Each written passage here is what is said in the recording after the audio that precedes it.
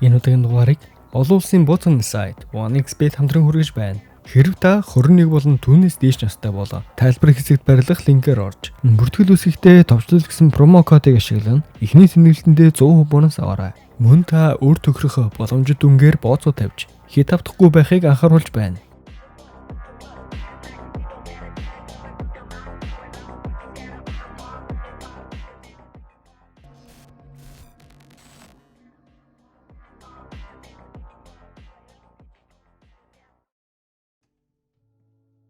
За кино маань хотын захын дүрэгт киноны гол дүрийн залууныг эхнэр Мэгигийн хамт амьдарч байгаа нэгэн гэр бүл бөгөөд тэдний хоёр хүүхэдтэй том охин нь Айлия харин бага хүүг нь Макс гэдэг. Нэг өдөр Меги зүрхний шигдээсээр өвдөж эмнэлэг түрэгдэн яаралтай эмчилгээ хийлгэнэ. Тэрээр хэдэн өдөр эмнэлэг хэвтэн эмчлүүлж зүрх шилжүүлэн суулгах мэт засалд орохоор болж донор хүлээж байлаа. Энэ хооронд манай нэг гэрийнхээ ажлыг амжуулан хүүхдүүдэд цэцэрлэгтэн хүргэх асрах хооллох гэдэл бүхий л ажил Никийн нуруунд дээр ирж манай хүнч аль болох амжуулах гэдэл хичээсээр л байна. Ник амралтын өдөр хүүхдүүдээ авч гадуур гарна моолоор алхаж байгаад Gobble брендийн роботуудыг танилцуулж байгааг олж харна. Тэтгэр роботууд нь хүний хөдөлмөрийг хөнгөлөөхөөр зөвхөн бүтээгдсэн бөгөөд гэрийн ажил хийх, өөр хүүхэд асрах гэдэл бүхий л ажилд ашиглах боломжтой. Яг л хүн шиг харагдах энэхүү роботууд нь аль хэдийн зах зээлд гараад амжилттай борлуулагдаж байгааг тайлбарлана. Нэгч ганцыг авчихдаг ч юм уу гэсэн бодолтой бүхий л дэлгэрэнгүй мэдээлэл асууж судалж байна. Борлуулалтын менежертэй харилцаа зогсож байгаад охин Айлиаг холдож явахыг анзаарсангүй. Гэртэл охин алга болсон байгааг анзаарч охиноо хайж сандарч явтал Айлис гэх эмэгтэй түүний охиныг айлгүй хүргэж ирнэ. Айлис ч мөн смарт робот бөгөөд охиныг чинь харж байя. Чи санаа зовлтгүй шопинг хийж байгаад ирээ гэд. Борлуулалтын менежер Айлисыг танилцуулж хамгийн сүүлийн үеийн загвар өөрийгөө програмчлах болон AI-дээс суурилсан манай шилдэг бүтээл энэ гээд түүний хүний сэтгэл хөдлөлийг мэдрэх чадвартай төгс бүтээл хүүхдэд маш тохиромжтой болохыг тайлбарснаар Айлия охин түүнийг авахыг аваасаа гуйна. Маргааш өглөө Ник хүүхдээ хооллож бас ажлын чухал дуудлагатай зүдэрч байх үед Айлис ирж түүнийг зутруухан байгааг хараад шууд л туслахаар ажилдаа орно. Ажилд нь туслахаар ажил хичээл, хоолны цагийн хуваар гэдэл хэрэгтэй мэдээллүүдээ авч өрөөнүүдийг цэвэрлэх бас шатны тулгуур эвдэрсэн байгааг ажиглаж хийх ажлуудаа түнд хэлнэ. Ник хүүхдүүдээ сургуультанд хүргэж өгöd гарсны дараа Айлис хөрөгчөн дээрх авах шаардлагатай зүйлсийн мэдээллийг нүдэн ирмэд л хуулж авна. Гэр цэвэрлэх ажилдаа орно. Орны хажуу дижитал дэлгэцэн дээр Ник гэр бүлийн хамт авахсан байгаа зургийг харж зогсоно. Оройн ажил цэцэрлэг тарах болж Ник хүүхдүүдийн хамт гэртээ ирэхэд өрөөнүүдийг маш сайн цэвэрлэж бүр оройн хоол нь лазанья бэлдсэн байлаа. Хоол сайхан өнөртөж байгаа хэлсэн чи Айлия охин оройн хоолны талаар гомдлож амтан чи ээжийн хийсэн хоолны амтыг үүсэхгүй байгааг хэлнэ. Макс гэрт өглөхөд Айлис хүүг аваад төрж байх уу? Чи хоолоо идэ гэсэндээ Ник би өөрөө аргалъя гэд Максыг тэрч харагдаад Айлисыг харин хүүг нь усанд оруулахад бэлдээ гэд явуулна. 20 Айлис унтах горим шилжсэн байлаа. Охин Айлия нууцаар галтгоонд орж ирээд сандал дээр зогсон жигмэг авах гэж байгаад сандал дээрээс унана. Шил хагарах жимээг сонсогдож ажиллаа хийж байсан Ник яаран галтгоонд ирэхэд Айлис охиныг тэрч Айлия зүг зүгээр харин Айлисын хөл шилэн зүсэгдсэн байлаа. Ник охины оронд нь оруулж унтуулчихад Айлисыг зүгээр эсгэж шалгахаар ирэхэд Айлис дотор хувцастайгаа байг харц зогссноо. Түүн дээр ирж тусламж хэрэгтэй эсгийг асуухад Айлис зүгээрээ гэд зүсэгсэн эсгийг хоромхон зурл өөрөө засчихв. Маргааш нь тэд эмнэлэгт Мэгиг эргэж очино.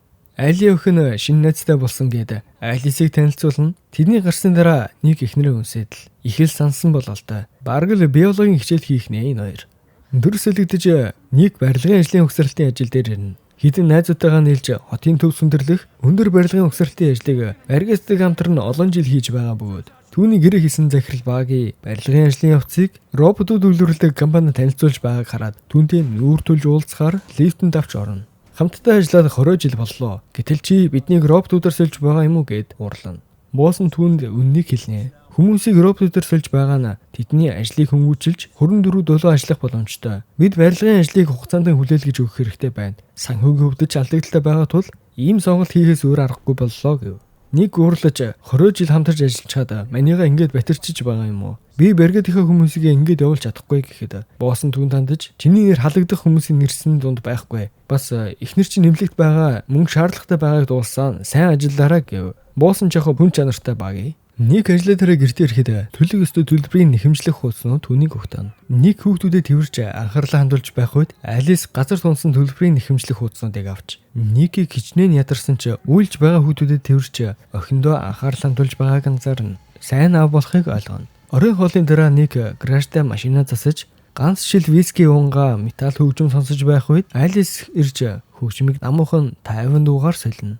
Алис Никтэй ярилцаж яагаад оройн хоолойч сайн идэхгүй байгааг асуухад Ник өнөөдөр ажил нь тэмч бүтэмжтэй биш байсныг тайлбарлана. Алис түүнийг сайн сонсож шалтгаан нь ажил дээр нь роботууд ажиллахаар болсныг олж мэднэ. Дараа нь Алис Али охиныг унтуулахаар бэлдэн шүдээ угаахыг зааж угаахгүй бол маш олон бактери үрждэг болохыг тайлбарлахад охин түүнээс зүрхний шигдээсийн талаар асууж ээж намд үлдэхгүй гэж санаа зовход Алис анхаарлыг нь өөр зүйлд хандуулж бактери устгадаг UV лайттай гэрэлтдэг шүдээ харуулж охиныг гайхшруулна. Удалгүй Алис Никийг биеэр уугаас ганцаараа сууж байгааг хараад киноны талаарх мэдээллийг дата сангаас хайж олно. Киноны үйл явдлыг хэлэхэд Ник түнд зохиолыг уншихаас илүүтэй киног нь үзвэл гоё байдаг юм а гэдэг. Алис түнд хүзүүн дээрх төршлөөрийг зааж өгөөд өмнөх мэдээллийг устгаж болно гэдэг. Гэхдээ зөвхөн чиний зөвшөөрлөөр л ажилдаг болохыг тайлбарлав. Нэгч түүний төршлөөрийг дарснаар киноны талаарх өмнөх мэдээллийг арилгаж Алис түнтэй хамт сууж кино үзцгээв. Удалгүй түүнд Магигээс дуудлага ирж мэс засалд орох өдөр товлогдсон болохыг дуулгав. Маргааш нь Ник эмнэлэг дээр ирж их нартайгаа уулзсан.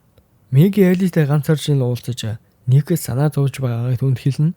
Стрессээс болж уугаад байдаг шүү. Битгий уулгаарай гэдэг түүнд тусалж байхыг захив.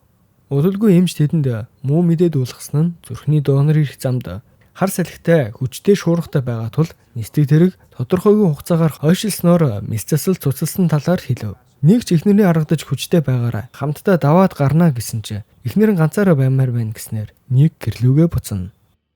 Ник гэртээ ирээд граштаа нуусан вискигээ ууж мэстэсэл хойшилсанд уурлан шил шидэх гэж байтал Алис ирж түүний гарыг барихад Ник зүрхний цохилт нь мэдрэгдэж байгаад гайхсанд Алис хүүхдийг тайвшруулахад зориулж зүрхний цохилтыг сулгасaan ингэснээр хүүхдэд илүү тухтай байдаг болохыг тайлбарлав.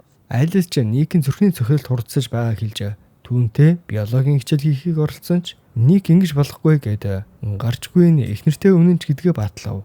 Маргааш нэмлэг дэрж эхнэрээ тэмэрнэ хэвтэн. Мэги ч итгэл алдарч байгаа бололт хүүхдээ сайн хүн болгож өсгөхийг түүнд захив. Ник гэртээ ирэхэд түүний өрөөнд байгаа гэр бүлийн дижитал зурагнаас Мегитэй хамт авсан зурагнуудыг устгасан байгааг хараад Ник уурлан зурагнуудыг хуучин хэвээр нь байлгахыг шаардав. Ник ч хамт ажиллаж байсан найзууд дээрээ ирж хэдэн шил виски ууж роботууд тэдний ажлыг хийснээр манай хэд ажил болоход хэцүүхэн байгаа талаар ярилцсан. Ингээд тэд барилгын талбайд ирж контейнерыг нээхдээ Никийн кодыг асууж охиныхын төрснөөдрийг хийж хаалгыг нээв. Тэдний нэг Монти дотор нь байсан роботуудаас нэгийг гаргаж ирснээр шууд сүхтээд роботыг ажиллагаагүй болгож найргацгаав. Энэ үйлдэлд Ник тимч дуртай байсангүй. Ник гэртээ ирээд шүршүүд орж байтал Алис эхнэрийнхэн дотор хувцсыг нь өмсчихсэн орж ирнэ. Ник ч уурлаад эхнэрийн минь хувцсыг тайл гэхэд Алис ч тэлгүй яах вэ гэж шууд тайлснаар түүний өмнө нүцгэн зогсоно. Ник ч гарах гэж байтал Алис түүний нүдийг боогоод хоолоогоо Мегигийн хоолоогоор сэлснээр Ник ч яалтчгүй биологийн хичээл хийн.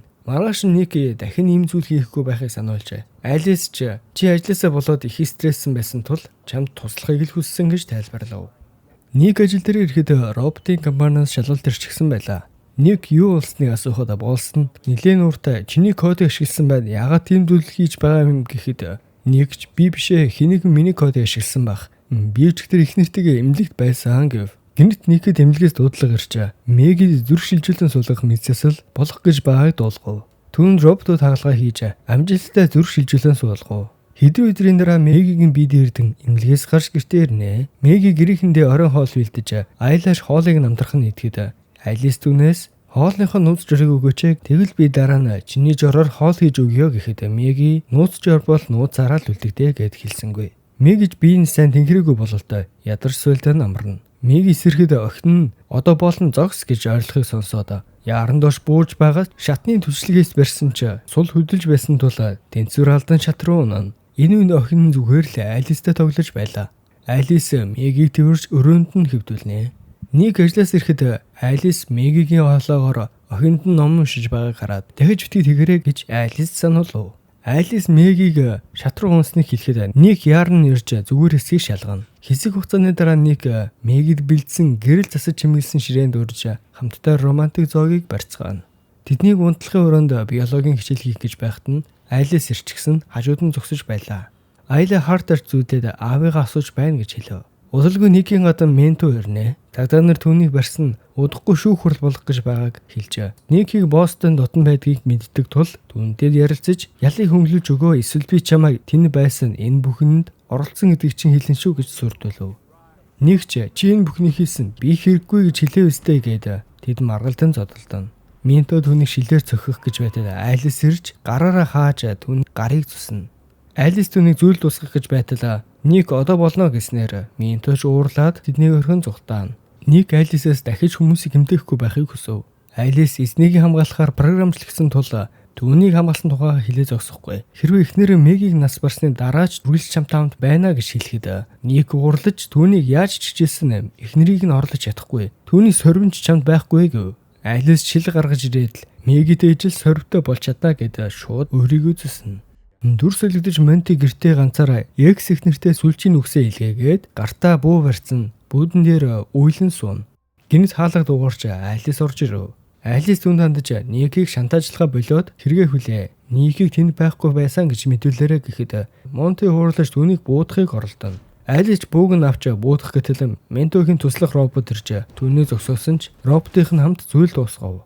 Маргааш нэг ажил дээр ирээд захиралдаа Ментогийн хэрийг хөнгөлж өгөхийг гуйсан ч хэдий хожимдсан бөгөөд захирал нь түүнд Ментог өнгөрсөн шөнө алуулсан болохыг хэлж хэрэг хаагдсан гэв.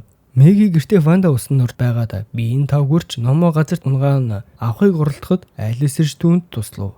Меги түүнийг гарахыг хүссэн ч Айлис өрөөнөөс гарахгүй. Түүнийг усны чихвээс санаа зовж хажууд нь байж байя гэд Меги хандаж түүний гэр бүлийнхнийг стрессүүлж байгааг хэлж ялангуяа Никтэй биологийн хичээл хийх чадамжгүй байгааг хэлгээд Меги түүнийг яаж мэдсэнийг асуув. Айлис ч Никийн судасны сөхөлд ихсэж биологийн хичээл хийсэн дараа маш их тайвширдаг болохыг хэлэхэд Меги маш их уурлаж түүнийг краш руу явахыг шаардав. Удалгүй Ник гэртээ ирнэ. Мегиж түүнийг үнэн эсхийг асуухад Ник ч хүлээн зөвшөөрч ганц л удаа гээд тэд маргалдана. Айлис Крашт тэдний маргалдахыг ханы цаанаас ажиглан зогсоно. Энэ үед Макс чангаар уйлав. Айлис Максыг тэврээд Ванд хэвдүүлээд усыг нээн. Айла түүнийг хараад дэд давхраас яран гүйж ирээд Айлис Максыг Ваны усанд оруулчихлаа гэхийг сонсоод Ник Меги хоёр яран ирэхэд Айлис дотроос нь түгжиж хаалгыг нээсэнгүй.